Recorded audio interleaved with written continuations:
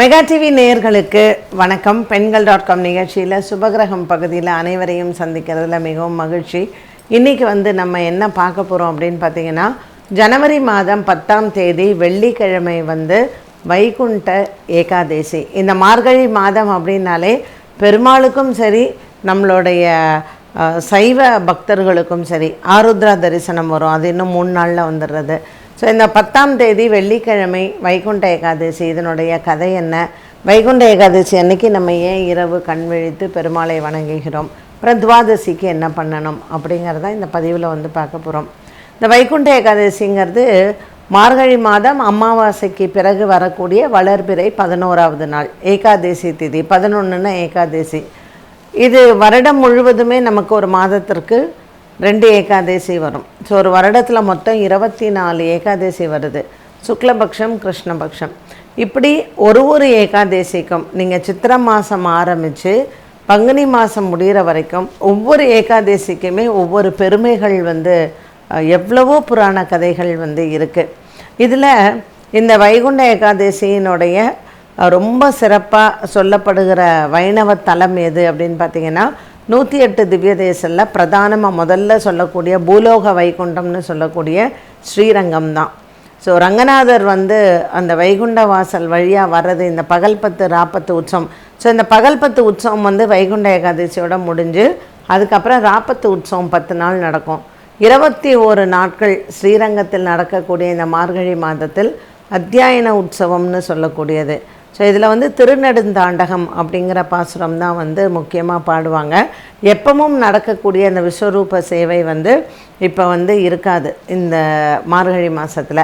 அதே மாதிரி திருமலையிலையும் சரி இந்த மார்கழி மாதத்தில் கார்த்தால சுப்ரபாதம் இருக்காது. ஸோ மார்கழி மாதம் அப்படிங்கிறதே கோதை ஆண்டாள் நாச்சியாருக்கு உண்டான மாதம். இந்த திருப்பாவை 30 பாசுரங்களும் படித்து பெருமாளுக்கு ஆண்டாளுக்குன்னு உரிய அந்த மரியாதை, ஆழ்வார்களில் 12 ஆழ்வார்களுக்கும் மிகச்சிறந்த முறையில் நீங்கள் எந்த வைணவ திவ்யதேசம் போங்க, பார்சாதி கோயில் போங்க, பெருமாள் ஒவ்வொரு நாள் ஒவ்வொரு சாத்துப்படி ஒவ்வொரு அலங்காரத்தில் இருப்பார். அந்த என்ன பாசுரமோ அந்த பாசுரத்துக்கு ஏற்ற அலங்காரம் அவருக்கு இருக்கும். இதில் 12 ஆழ்வார்களுக்கும் மரியாதை நடக்கும்.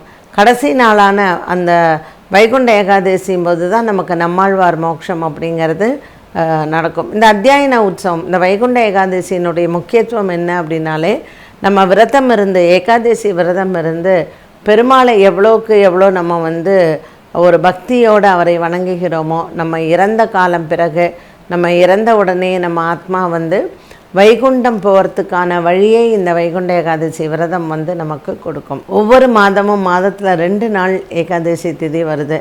ஸோ வளர்பிறையில் ஒரு ஏகாதசி, தேய்பிறையில் ஒரு ஏகாதசி. இந்த ஏகாதசி திதியில் நம்ம பகவானை நினைத்து விரதம் இருந்து எவ்வளோக்கு எவ்வளோ அன்றைக்கி நம்ம அரிசி உணவு உட்கொள்ளாமல், நிர்ஜலம்னு சொல்லுவோம், தண்ணி கூட குடிக்காமல் அந்த விரதத்தை நம்ம மேற்கொண்டால் நமக்கு எந்த அளவுக்கு அந்த பலன் கிடைக்கும் அப்படிங்கிறது அந்த ஏகாதசி விரதத்தினுடைய பலன். ஸோ யார் வேணாலும் இந்த ஏகாதசி விரதம் இருக்கலாம். இவர்கள் தான் இருக்கணும், சின்னவங்க தான் இருக்கணும், பெரியவங்க தான் இருக்கணும் அப்படிங்கிற வயது வரம்பே கிடையாது. இந்த ஏகாதசி விரதம் இருக்கிறதுக்கான பலன் என்ன? கண்டிப்பாக ஏகாதசி விரதம் இருப்பவர்களுக்கு அகால மரணங்கள் ஏற்படாது. ஒரு ஆக்சிடெண்ட்டில் செத்து போகிறது, இல்லை நம்ம சூசைட் பண்ணிக்கிறது. ஸோ மரணங்கள் அப்படிங்கிற நம்மளுடைய முடிவு, நம்மளுடைய அந்த இறுதி காலம் அப்படிங்கிறது தான் இந்த ஏகாதசி திதியினுடைய மகிமை அப்படின்னு சொல்லலாம். நீங்கள்லாம் பார்க்கலாம், அப்படியே பெட்சோர் வீட்டில் இருக்கிறவங்களே ஐயோப்பா இறந்து போனால் பரவாயில்ல அப்படின்னு சொல்கிறோம் இல்லையா. ஸோ ஒரு மனிதனினுடைய முடிவு, அவனுடைய இறுதி காலத்தை நிர்ணயம் செய்வது அப்படிங்கிறது தான் இந்த ஏகாதசி விரதம்னு சொல்லக்கூடியது. இந்த வைகுண்ட ஏகாதசியினுடைய கதை என்ன அப்படின்னு பார்த்தோன்னா, முரன் அப்படின்னு ஒரு அசுரன் இருந்தான். அவன் தேவர்கள் முனிவர்கள் எல்லாரையுமே ரொம்ப துன்புறுத்திகிட்டே இருந்தான். ஸோ இந்த அசுரனை வதம் பண்ணணும் அப்படிங்கிறதுக்காக பெருமாள் மகாவிஷ்ணு இந்த முரனை சண்டை போடுறார். சண்டை போட்டு அவனை அழிக்கணும் அப்படிங்கிறச்சு அவருக்கு ரொம்ப அந்த அந்த யுத்தம் நடக்கிறது. சரி கொஞ்ச நேரம் போய் ஓய்வு எடுத்துக்கலாம் அப்படின்னு சொல்லிட்டு அவர் ஒரு குகையில் போய் படுத்துக்கிறார் பெருமாள். இந்த முரன் என்ன பண்ணுறான், படுத்துட்டு இருக்கிற பெருமாளை வதம் பண்ணிடலான்னு சொல்லிட்டு அங்கேருந்து வரான். வதம் பண்ணுறதுக்கு அவன் வந்து அந்த அருவாள் கதையெல்லாம் இதை எடுத்துகிட்டு வரான். அப்போது பெருமாளை பாதுகாக்கிறதுக்கு பெருமாளினுடைய வலது காதிலிருந்து ஒரு பெண் வந்து அவன் கூட சண்டை போடுறான், அந்த முரண் கூட சண்டை போடுறான். அந்த தேவத்தை அதை சண்டை போட்டு அவனை அழிச்சுடுறான், அவனை கொன்னுடுறான் அந்த முரணை. மகாவிஷ்ணு என்ன பண்ணுறார், அந்த தேவதைக்கு ஏகாதேசி அப்படிங்கிற பெயர் வைக்கிறார்.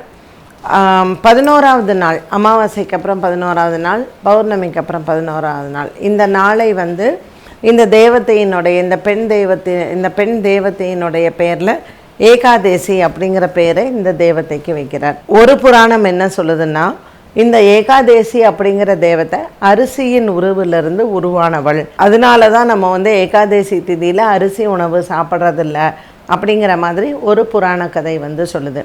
சரி, இந்த வைகுண்ட வாசல் வழியாக வர்றதுக்கு, பெருமாள் வர்றதுக்கு காரணம் அப்படின்னு பார்த்திங்கன்னா, யுகம் முடிகிற காலகட்டத்தில் எல்லாமே வந்து மகாவிஷ்ணுக்குள்ளே அடக்கம் இல்லையா, அந்த மாதிரி எல்லாமே ஒரு மகாவிஷ்ணுக்குள்ளே அடங்கும் சமயத்தில் பிரம்மா என்ன பண்ணுறார், மகாவிஷ்ணுவினுடைய நாபியில் அவர் வந்து நாபியிலிருந்து உருவாரார் இல்லையா பிரம்மா, அந்த தாமரையில் அங்கே போய் அந்த தாமரையை பூக்குள்ளே அடங்கிடுறார்.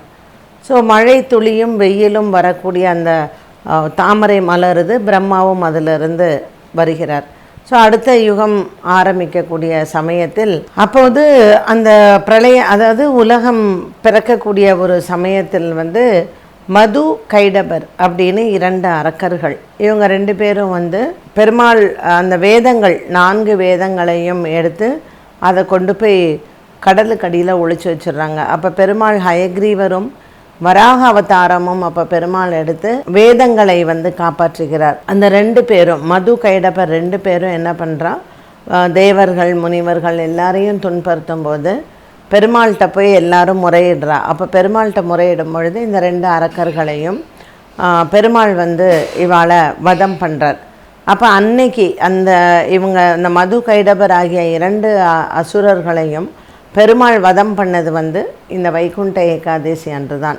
ஸோ இவா 2 பேரையும் பெருமாள் வந்து சண்டை போட்டு இவா 2 பேரும் அந்த உயிரை மாய்க்கக்கூடிய அந்த தருணம் வந்து அவர் வைகுண்டத்தில் பெருமாள் வந்து அவர் 2 பேரையும் ஏற்றுக்கும் பொழுது அந்த மது கைடவர் 2 பேரும் பெருமாள்கிட்ட பிரார்த்தனை பண்ணுறா, இன்றைக்கி எங்களுக்கு நீ மோட்சம் கொடுத்த, ஸோ என்றைக்குமே இந்த வைகுண்ட வாசலில் நாங்களே துவாரபாலகர்களாக இருக்கணும் அப்படின்னு சொல்லி ஜெயன் விஜயன் அப்படிங்கிற திருநாமத்தோட வைகுண்ட வாசலை இவங்க 2 பேரும் காவல் காக்குறாங்க. அப்போ இந்த மது கைடபர் ஆகிய 2 அசுரர்கள் ஜெயன் விஜயனாக அந்த பெருமாள் உடைய வைகுண்ட வாசலை அவங்க காவல் காக்கும் பொழுது அவங்க வந்து பெருமாள்கிட்ட பிரார்த்திச்சுக்கிறாங்க, எங்களுக்கு இன்றைய நாள் இந்த ஏகாதேசி திதியில் வைகுண்ட வாசலில் எங்களுக்கு நீ காட்சி கொடுத்து மோட்சத்தை கொடுத்த, அப்போ உன்னை நாடி வர பக்தர்களுக்கும் நீ இன்றைய ஒரு நாள் இந்த மார்கழி மாதம் அமாவாசைக்கு பிறகு வரக்கூடிய வளர்பிறை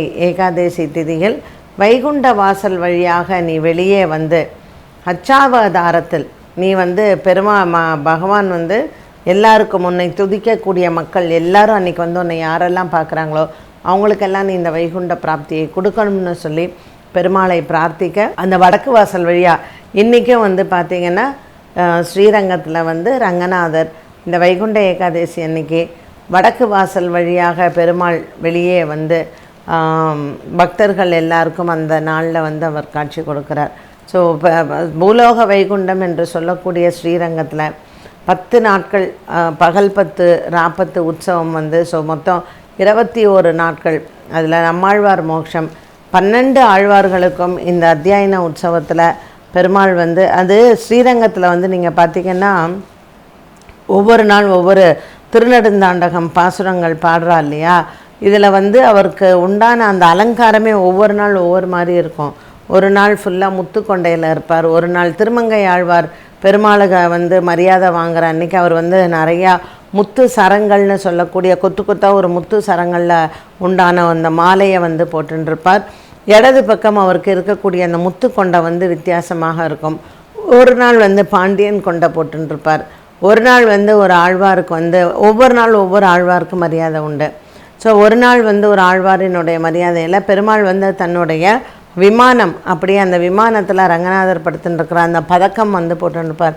ஸோ இந்த நாளில் இந்த ஆழ்வாருக்கு அந்த மரியாதை கொடுக்குற அன்னைக்கு என்ன மாதிரியான ஆபரணம் அவர் போட்டுருக்கார், என்ன மாதிரியான கொண்டை போட்டுருக்கார், எப்படிப்பட்ட காலில் வந்து அவர் தண்டை போட்டுருக்காருங்கிறது ரொம்ப முக்கியம். இந்த ஆழ்வாருடைய பாசுரத்தை இன்றைக்கி திருநெடுந்தாண்டகத்தில் அரையர் வந்து அதை அபிநயம் பிடிக்கிறச்சே பெருமாள் வந்து அர்ஜுன மண்டபத்தில் வந்து பார்த்திங்கன்னா இந்த 21 நாட்களும் மிக பிரமாதமான சேவைகள் வந்து நடக்கும். ஸோ ரத்னங்கி முத்தங்கி அவர் சாத்திக்கிறது இது ஸ்ரீரங்கத்தில் மட்டும்தான் விசேஷமாக இருக்கும். இந்த முத்தங்கி வந்து சாத்திக்கும் பொழுது பாண்டியன் கொண்ட மாதிரி போட்டுருப்பார் பெருமாள். அப்படியே ஒரு வெள்ளை துணி, ஒரு மஸ்லின் கிளாத் மாதிரி போட்டிருப்பாங்க. அந்த ரத்தனங்கள் வந்து அப்படி கண்ணை பறிக்கும் அப்படிங்கிறது. ஸோ வைகுண்ட ஏகாதசி அன்று ஸ்ரீரங்கத்தில் போய் எல்லாரும் சேவிக்கிறதுக்கான பாக்கியம் எல்லாருக்கும் கிடைக்கிறதில்ல. உங்கள் வீட்டு பக்கத்தில் இருக்கக்கூடிய பெருமாள் கோவிலில் அன்றைய நாள் பெருமாள் வந்து அந்த வைகுண்ட வாசல் வழியாக போகும் பொழுது நம்மளும் அவர் கூடவே சேர்ந்து அந்த வைகுண்ட வாசலில் தாண்டி நம்ம இறந்த பிறகு நம்மளுடைய ஆத்மா மோட்சம் அடையிறது. நம்மளுடைய இறப்பு எப்படிப்பட்ட இறப்பாக இருக்கணும், நமக்கு ஒரு நல்ல இறப்பு வரணும், நம்மளுடைய முடிவு கடைசி காலம் நம்ம வாழ்ந்து முடிஞ்சு நம்மளுடைய கடைசி காலம் இந்த பூலோகத்தை விட்டு இந்த உயிர் பிரியக்கூடிய அந்த கட்டம் அப்படிங்கிறது ஒரு மிகப்பெரிய கொடுப்பனங்க. நல்ல சாவு அப்படின்னு சொல்கிறோம் இல்லையா. ஸோ அந்த மாதிரி நமக்கு ஒரு நல்ல முடிவு வரணும் அப்படிங்கிறதுக்கு இந்த வைகுண்ட ஏகாதசி விரதம் நமக்கு மிகவும் கை கொடுக்கும். என்ன நேயர்களே, இன்றைய பெண்கள்.com நிகழ்ச்சியில் வைகுண்ட ஏகாதசியினுடைய வரலாறு என்ன, வைகுண்ட ஏகாதசி விரதம் எப்படி இருக்கணும், இதை பற்றின தகவல் பார்த்தோம். மீண்டும் சந்திக்கும் வரை நன்றி, வணக்கம்.